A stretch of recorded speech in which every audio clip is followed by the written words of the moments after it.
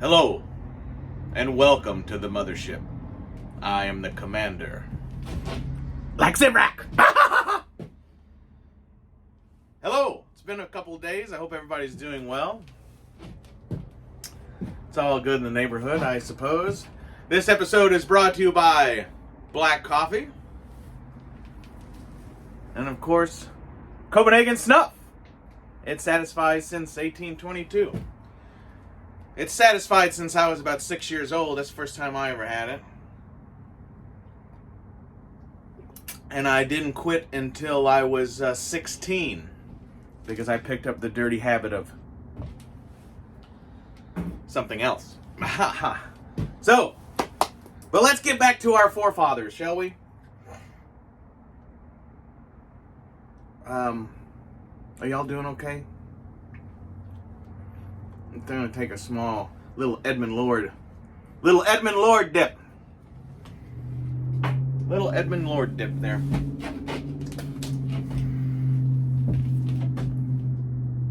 I want to show y'all something cool. So when I was a young man, I'm gonna show you my favorite G.I. Joe. My favorite G.I. Joe from when I was a kid. Now I have to say, I don't think it was just me, but in Alaska, I don't remember anybody having the 3.75 inch G.I. Joes. I remember maybe seeing broken ones, like at the second-hand store, Value Village, we used to call it. Shout out to Super Awesome Geek Show John. You know what Value Village is. Definitely a northern thing.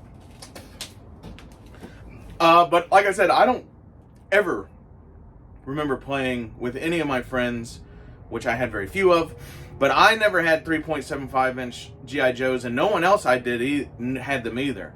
You would see 3.75 inch G.I. Joe vehicles, but they were always just used for with Star Wars figures. Also, there was Battlestar Galactica was fairly popular with some of the kids, but again, any of the ships or anything that was from that was all used with Star Wars. Power of the Force 2, Star Wars. I mean, that was the shit for everybody. In Alaska, 1997. There you go. We'll have another video later to educate everybody what vintage means. Because vintage means if it's over 25 years old. And it really doesn't matter what your opinion is on it. It's not an opinion-based debate. It's a fact. And I'm sorry that a lot of people just can't accept reality. 30 years ago was not 1968. So let that fucking mull around in your mind for a minute, will you? Anyway, so I want to show... So to me, when I was a kid, G.I. Joe were 12 inch. Okay? I don't remember anybody... G.I. Joe 3.75 was not a fucking thing where I'm from. Like I said, you'd see vehicles every once in a while. You'd see vehicles, but they were just bought and used for Star Wars. So I want to show you this is not... I had this as a kid, but this is not the one I had as a kid, okay? Here's my favorite G.I. Joe. The G.I. Joe Classic Collection. General George S. Patton. Historical Commanders Edition. How do you like that? Now this box is not in the greatest of shape. Take a look at the entire figure there. G.I. Joe Classic Collection. Here's everything that comes in it.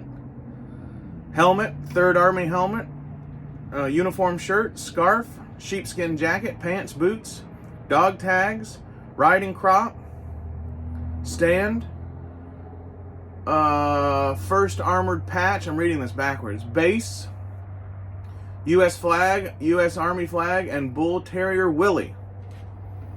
How about that? I read all that backwards. How about that? So that's what's in the box. We will take a look at said box. Here's the figure that's inside. I believe this is the same on this side. Here is the back. Okay. We also have complete your G.I. Joe collection with General Dwight D. Eisenhower. So he has a figure out there somewhere that I don't have. Here's some other ones. Now this is the Historical Commanders edition, second in a series, it says. But here's some of the other, these are not the Commander lines, but these are just some other 12 inches that they had out at the time. World War II series, Astronaut series, Independence Day, what's that say? Independence Day Holiday Edition.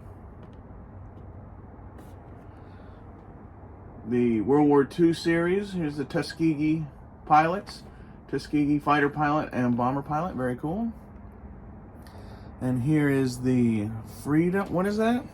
Modern, I thought it said Freedom when I was looking at it backwards. No, it's not, it says Modern Forces series. How about that? So let's get into the, we're gonna look at this. His helmet has come down a little bit, but we can fix that. This is what it looks like once you open the package. We have a bio over here. I'll give it to you a couple at a time if you want to read it for yourself. I could read it to you. I read pretty good. I read well. But there is the, I don't know if I've ever read that, so I don't know what it says.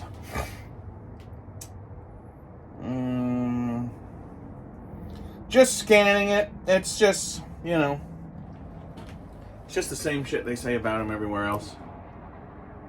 Anyway, some interesting, I'm going to open this up. I'm not going to take him off of the backdrop, but we will open this so we can get a look at what's going on. Ooh, careful, careful. We don't want to... Careful!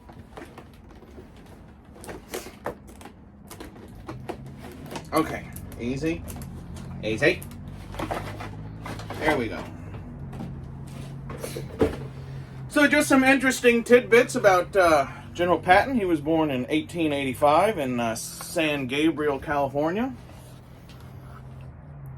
He graduated from Virginia Military Institute, I believe, in, 1909. I'm doing all this from memory, so if I'm missing any dates, you know, bear with me, because our knowledge comes from years of actually knowing it, not from researching it 5 minutes before we did the episode, just so you know. So General Patton also was in the, the 1912 Olympics. He competed in the first modern pentathlon.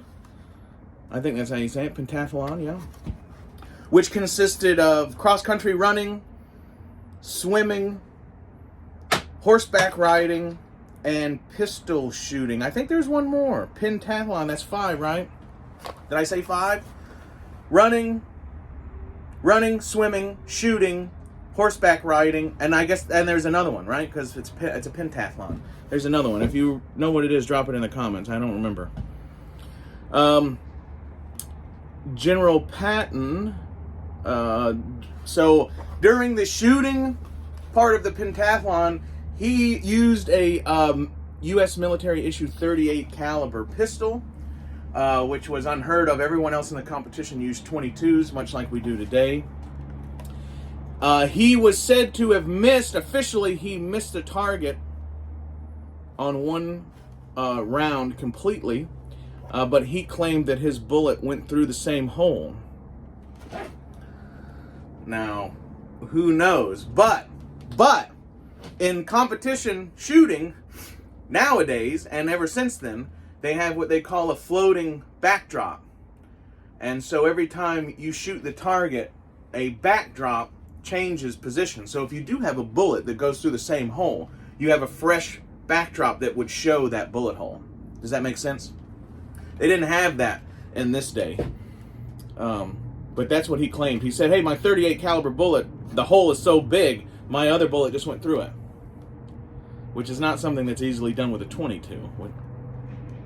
But so yeah, he was he was the highest ranking non-Swedish competitor in the pentathlon. Had he actually made that shot, he would have came in super high. I believe he came in, his highest individual ranking, I think, was 3rd, and that was in the cross-country running. And again, I believe that was the 1912 Olympics in Stockholm. So yeah. General Patton also, as a young man, he was stationed on the Mexico border. He was part of the... He was not only... Now, at this time, there was no tanks, okay? He was raised and went to school as a cavalryman, all right, on horseback. And that's what he did his entire young career. His commanding officer was Pershing, who was also his, I guess, not idol, but mentor. And so that's, you know, this is one of the last old school cowboys that was in the military, right? When you watch George C. Scott and Patton and all that, they don't really touch on that. But this guy was a San Gabriel, California cowboy. That's how he was raised. And he took part in the war against Zapata. And his company actually pushed through the Mexican border and did raiding against Zapata's forces on the Mexican side, which was completely, obviously, illegal at the time because America was not technically at war. But General Patton, when he was a lieutenant, obviously, not a general, he took part in one of the last actual cavalry charges that was on horseback. And then soon after that, he took part in the first motorized cavalry charge, where him and his team went into battle on, God, what were they? They were just Dodge trucks, you know? I can't remember the model of it, but, you know, it was the, I think it was like the touring sedan, you know? But yeah, so this guy, he took place in the last horseback cavalry charge and took part in the first motorized military charge. How about that? He also, and shout out to Scholar Gladiatoria, he's one of the few people out there who are putting forth the actual facts of the matter. Those of us who were fans of Patton knew this all the time, and it's not been muddled. But Patton is credited with designing the 1917 cavalry saber. He didn't really design it. He was part of the, what's it called? He was part of the council that not only approved it, but made revisions to. And gosh darn it, I can't remember. The 1917 U.S. cavalry saber is a, 1907 British cavalry saber. That's what it is. He just pioneered adopting it for the U.S. military, and that's why it's called the Patton saber. And he didn't design it from the ground up. He took design methods and fighting styles from other European countries and developed a couple revisions and pushed forward the 1917 U.S. cavalry saber. So he didn't design it, even though it is called the Patton saber. He is basically credited with having it. In World War I, Patton spent a lot of time in France. He trained a lot of tankmen. That was kind of like his big thing. He was wounded in World War I. There's quite a bit of good information out there if y'all want to look him up yourself.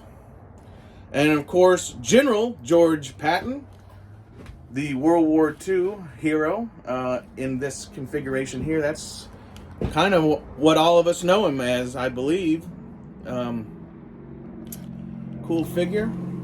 Let's see if we can. I don't want to take him out of this thing, but we will see what he's got going on here. There's the scarf that no one has. And he has his little tie there, so that's kind of cool. And, yeah, I had this as a kid, and I displayed it on the stand. I thought it was really, really fucking cool. This is his Yorkshire Bull Terrier, Willie.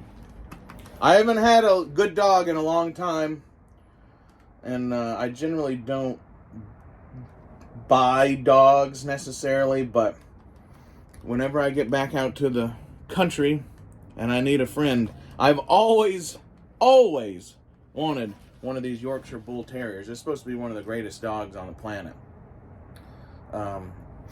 Whether or not I'm disciplined enough to own one and have it be a good dog, who knows? Who knows? I'm on Indian time. But yeah, this is cool. Now, the only thing inaccurate I would say about this, first of all,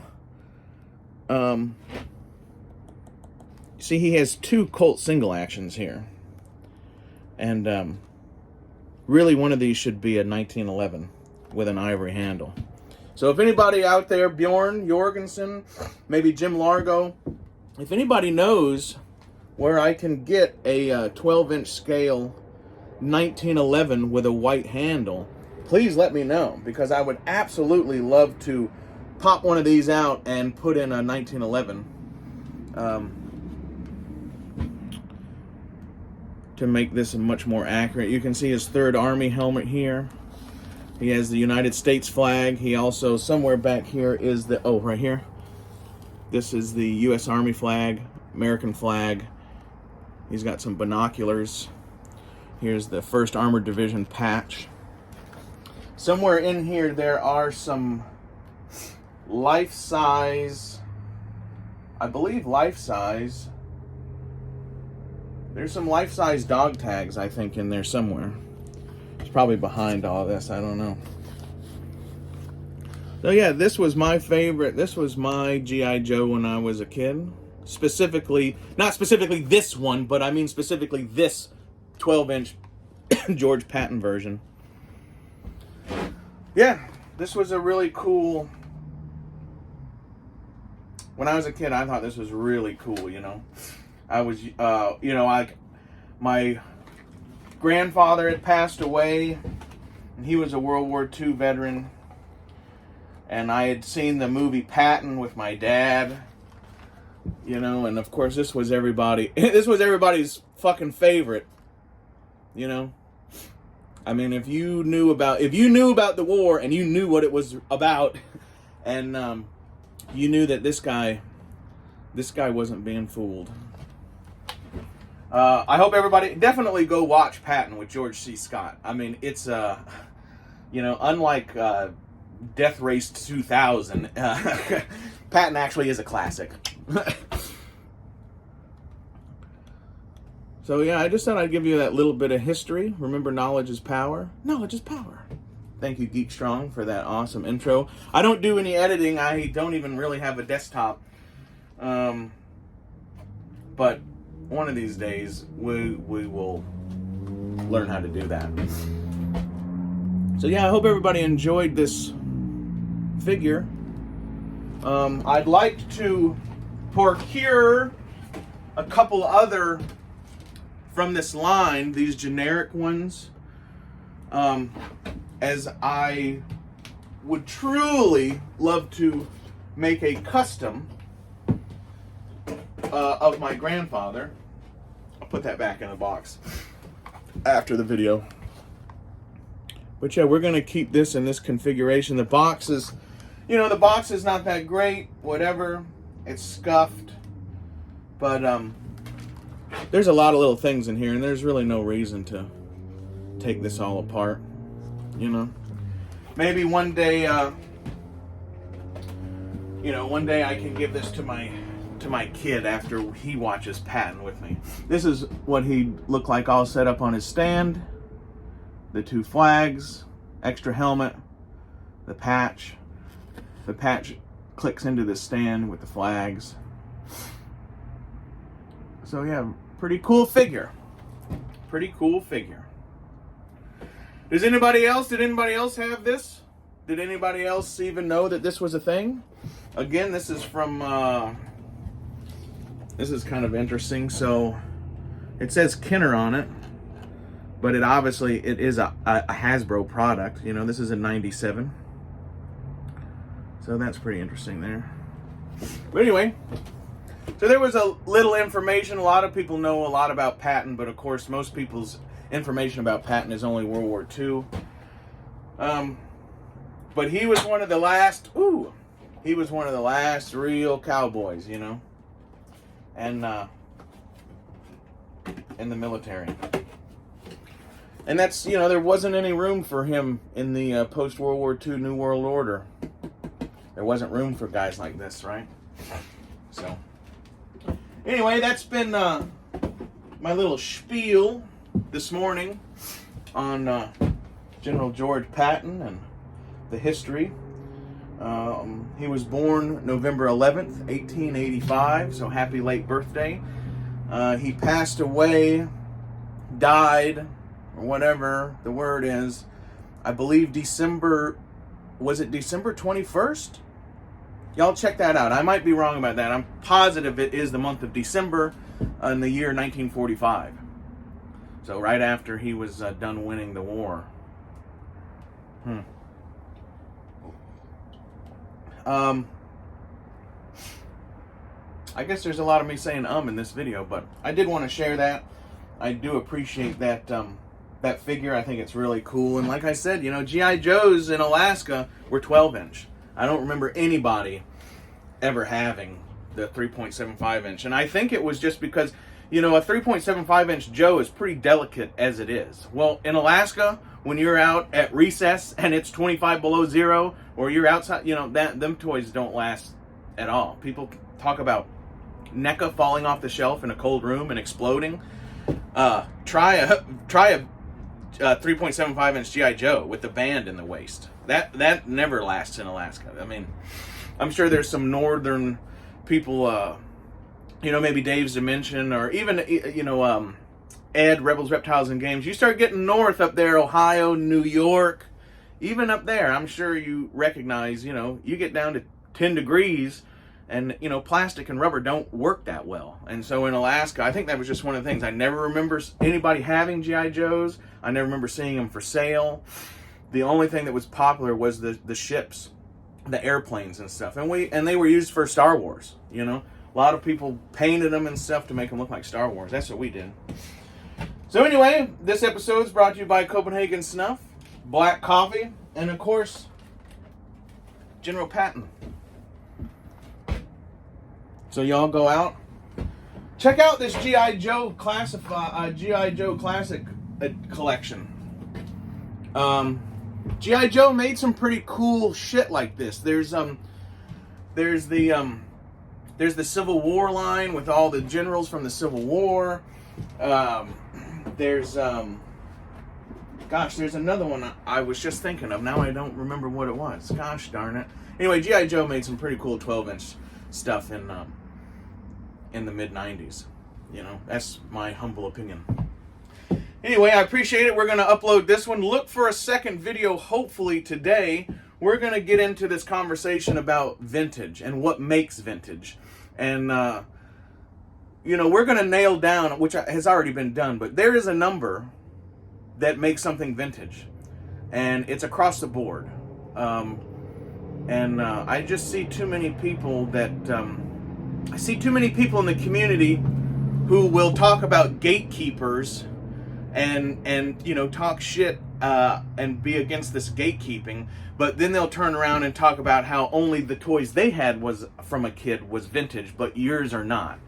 And, you know, that's hypocrisy, and LAC don't stand for that. That's the one thing LAC don't fucking stand for. So we'll have a video about that. That was kind of a little synopsis of it. But hypocrisy cannot fucking live on the mothership, and it cannot exist within a certain distance of LAC, because he don't fucking allow it. You know? Maybe it's too many John Wayne movies as a kid. Maybe it's because I was raised by motherfuckers like George Patton.